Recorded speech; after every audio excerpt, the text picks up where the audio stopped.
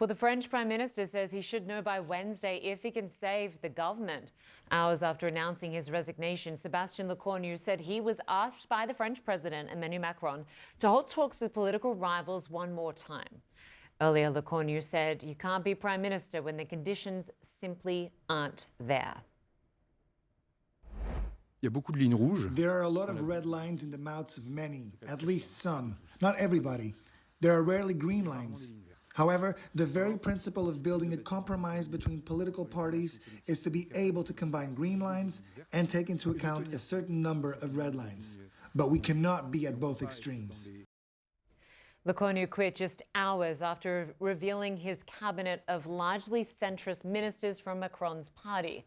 That set off a backlash from both the right and the left side. His resignation after less than 4 weeks in office makes him the shortest-serving Prime Minister of the Fifth Republic. Members of the French far right are demanding new elections. We've reached the end of the road, and there is no solution. There won't be any tomorrow. And therefore, the only wise decision in these circumstances, and one provided for by the Constitution of the Fifth Republic, is to return to the polls and for the French to give direction to the country.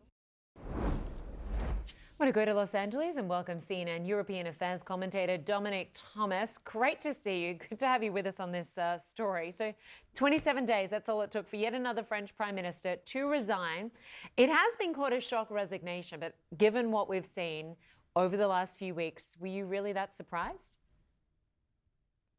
No, because I really didn't see any way that he was going to be able to put together a government that would not then subsequently be censored in Parliament based on the conversations he was having, and then ultimately the group of people that he put together in this particular government. He came in promising rupture, but the budget reforms that brought down his predecessors were essentially unchanged. They were just tweaked.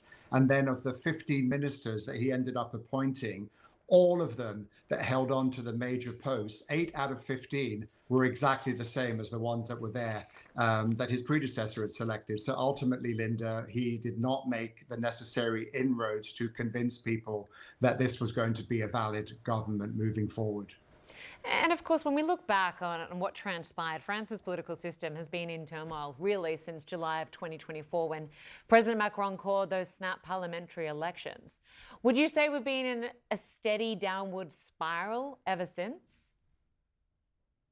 Yes, and it goes back even sort of further than that in a way, because the French government, although as an attempt to work across party lines, even in the 80s and 90s and early 2000s, they had their French model of power sharing known as cohabitation, where members of the Prime Minister's party were different to, say, that of the president. But I think in this case, we see a particularly divided political landscape in which ultimately there really is no one solution that would satisfy the other 2/3 of the country. You have this almost perfect split in the parliament along the lines of a third, and it's very difficult to see what the path forward is, especially since most people do not want to work with Emmanuel Macron at this stage, with the possibility of there being a general election as late as 2027, Lynda. So let's look forward to the next sort of steps. We know Lecornu was told to achieve stability by Wednesday.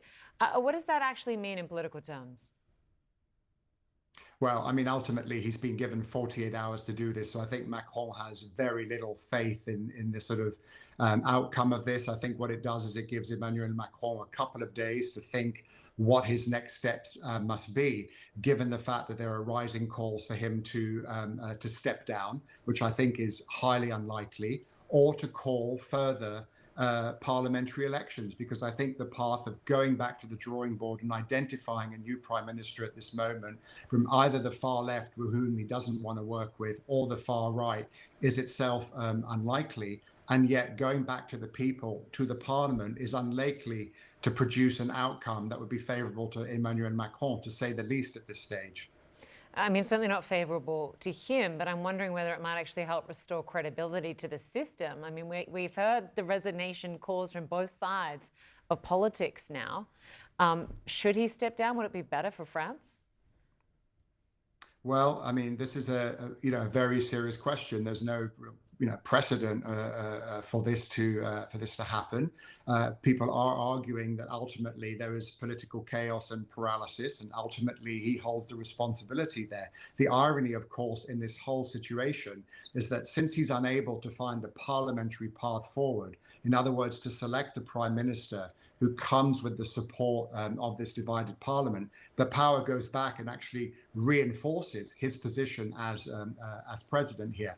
What a snap election would do at this stage is likely further erode the support that he has within his party, and that terrifies people around him who are scared of going into almost near extinction as they head towards a general election. And it's likely to further bolster the far right and the left, who are just dying to go to the people and to see what kind of outcome there would be in a general election. But I think even then, Lynda, whoever wins that general election or comes out ahead would most likely also face an uphill struggle to find a government that would not be censored, given the level of divisiveness in France politically today. So it's a real kind of constitutional crisis that we're looking at here. Yeah, Macron doesn't seem to have any good options at this point in time.